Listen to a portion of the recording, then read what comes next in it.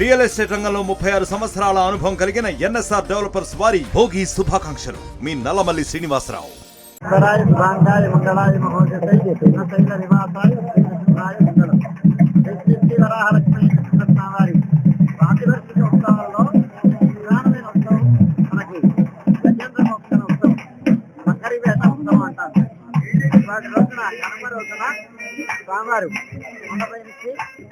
మెట్ల మార్గం కూడా పెంచేసి పూల తోటలో వరదరాజ్యాలంకారంలో కరివరంతా ఏనుగుని కాపాడడానికి కొంతమంది కానీ ఆయన లాభకుంటాయి లేదు మనము లాభం చెప్తాను వాడే ఇస్తారా అవన్నీ వరదాన్ని ప్రార్థించారు కదా.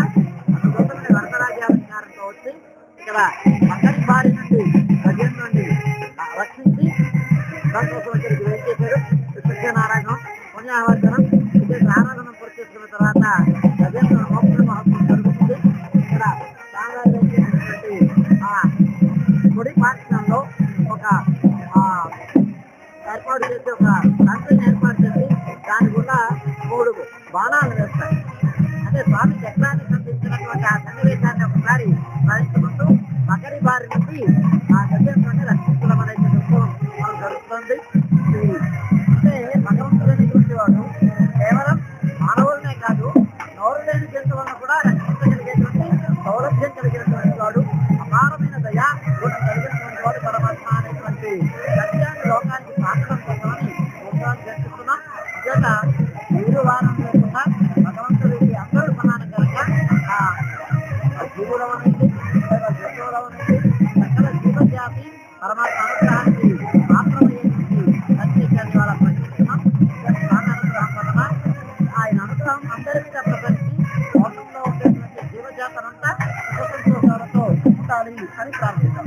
మంగళాయ మంగళాయ మహోదయ శైల నివాసాయ మంగళం. శ్రీ వరాహలక్ష్మి వారి వార్షిక ఉత్సవాల్లో ప్రధానమైన ఉత్సవం మనకి గజేంద్ర మోక్షణ ఉత్సవం, మకరి వేట ఉత్సవం అంటారు.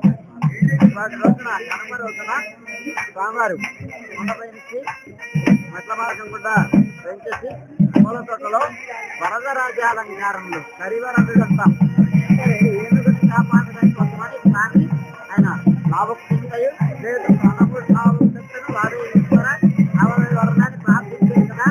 అందుకోసమే వరదరాజ్యాలంకారంతో వచ్చి ఇక్కడ పక్కని బారి నుండి గజం నుండి రక్షించి దానికోసం ఇక్కడికి వెంచేశారు.